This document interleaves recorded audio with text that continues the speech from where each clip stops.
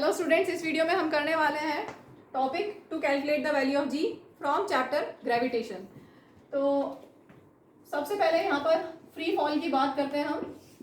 जब भी कोई ऑब्जेक्ट फ्री फॉल पे है, फ्रीली फॉलिंग ऑब्जेक्ट है, तो जो उसके पास एक्सेलरेशन होगा वो होगा acceleration due to gravity, and acceleration due to gravity is denoted by small G. ठीक है, ये सपोज ऑब्जेक्ट जिसका मास m है। अब अगर हम अर्थ से लें, अर्थ बहुत बड़ी है, स्फेरिकल अप्रोक्सीमेटली, और उसका रेडियस r, ठीक है, और छोटा सा मास है, पॉइंट साइज ऑब्जेक्ट है जिसका मास है m। अब अर्थ क्योंकि बहुत बड़ी है तो उसका मास हम एज्यूम करते हैं to be concentrated at the centre of the earth. ठीक है, तो अर्थ का मास हमने एज्यूम किया to be at the centre, that is capital M।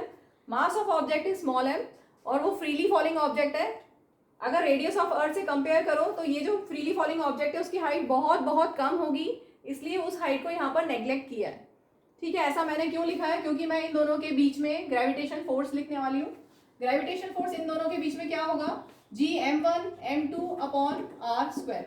एक का mass small m, mass of object small m, mass of earth capital M। ठीक है, एक और आपने न्यूटन सेकेंड लॉ से पढ़ा हुआ है, force equal to mass into acceleration. और यहाँ पर फ्रीली फॉलिंग ऑब्जेक्ट के पास एक्सेलरेशन कौन सी है, एक्सेलरेशन ड्यू टू ग्रेविटी। इन दोनों का अगर आप इक्वेट करते हो तो आपको क्या मिलेगा, इसकी राइट साइड, दोनों में राइट साइड सेम है तो दोनों की राइट साइड इक्वल होगी। ठीक है, दोनों साइड स्मॉल m कैंसिल हो गया, तो जी आ गया capital G capital M upon r square.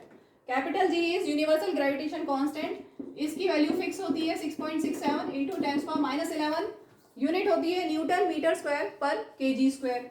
Mass of earth is 6 into 10⁻24 kg, और रेडियस ऑफ अर्थ होता है 6.4 इंटू 10⁻6, और यहाँ पर स्क्वायर लगा दिया हमने। ठीक है, तो ये सब वैल्यूज लिख दी है। अब हमें सिर्फ कैलकुलेशन करना है। 6.67 इंटू 6, और यहाँ पर है 6.4 इंटू 6.4। बाकी 10⁻⁴ में क्या आएगा वो सब देखते हैं। यहाँ पर 10⁻⁻11 है, यहाँ पर पावर 24 है, बेस सेम है तो पावर ऐड होगी, -11 प्लस 24। ठीक है, और यहाँ पर अपॉन में 10⁻6 टू 12। ठीक है, इनको मल्टीप्लाई करोगे, न्यूमरेटर में है तो आएगा 40.02, डिनोमिनेटर में मल्टीप्लाई करोगे तो 40.96 इंटू 10⁻, देखिए यहाँ पर पावर क्या होगी, 24 - 11 दैट इज 13, और डिनोमिनेटर में है 10⁻12। ठीक है, 40.0, ये डेसिमल हटा दें, नीचे 2 0 ऊपर 2 0 सब कैंसिल हो जाएगा, तो 4002 अपॉन 4096, और यहाँ पर कितना आया इंटू 10। यहाँ पे पावर 13 है, यहाँ पावर 12, तो पावर 13 - 12 करोगे तो पावर 1 बचेगी। आप लिख सकते हो 4002 अपॉन 4096 इंटू 10, या आप लिख सकते हैं 4002 अपॉन 4096। इसको जब आप सॉल्व करोगे तो आपको मिलेगा 9.77, नीचे का दिख रहा है 9.77। Approximately this can be assume to be 9.8।